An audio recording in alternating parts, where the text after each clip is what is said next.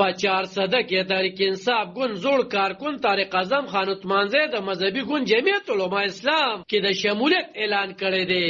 د قومي اسمبلی لپاره د جمعیت علماء اسلام امیدوار بیرسټر ارشد عبدالله ویل چې نن سبا تحریک انصاف نه مولس ځان راټولوي او هغه ځکه چې په دې صوبه کې لس کال حکومت وکړو خو هیڅ د مولس په ګټه یې کارونه ونه کړل. نو دا ډېر یو لوی اچیومنټ دی، یو ډېر لوی مقام وخت زموږ لپاره چې داسې خدای پاک د پټه دومره مضبوط خلک او خاندان ورک دومره مضبوط مرګري خدای پاک موږ راکړل. نو صرف دومره هم چې ان شاء الله زموږ د شمولیتونو دا سلسله په 400 کې نه په ټول صوبې کې به ان شاء الله دا روانه وي که خیری او بل یو پټه تر څوک نزي. او دا صرف زموږ د مشر مولانا صاحب دا وی دا کمال چې 2018 نه راپاسېدل او هغه وخت ډېر سخت حالاتو د پی ټی آی او بل شرط حل چا به خبرم نشو کوله د پی ټی آی خلاف ځکه چې ټول ادارې او دا میډیا او دا ټول دنیا ورسره ولاړ او ټول بین الاقوام ورسره ولاړ خو واحد زموږ لیډر را پاسې ده او دا ټول سټیټس کو چیلنج کړو. شکر الحمدلله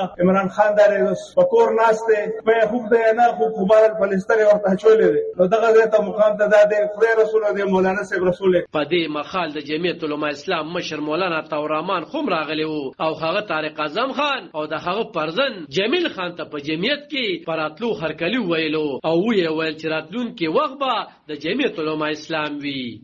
د دې ټولو ملګرو ته دا درخواست کوم چې د کارکون ته د عوامو ته د خلکو ته ځان نږدې کړي او د جماعت لپاره د دین د غالب کولو لپاره د ورکرانو سره عام مسلمانانو سره ربط تعلق وساتي. زما دا یقین ده ان شاء الله تعالی راتلونکي دور کې به جمعیت علماء اسلام په دې صوبه خاص کر او په ملک کې به ان شاء الله تعالی یو لوی برخه اخلي. زه اخر کې بیا د خپل ورور جناب ارشد عبدالله صاحب د طارق اعظم صاحب داغه د ټول خاندان ستاسو ټول ملګرو ډیره زیاته شکریا ادا کوم.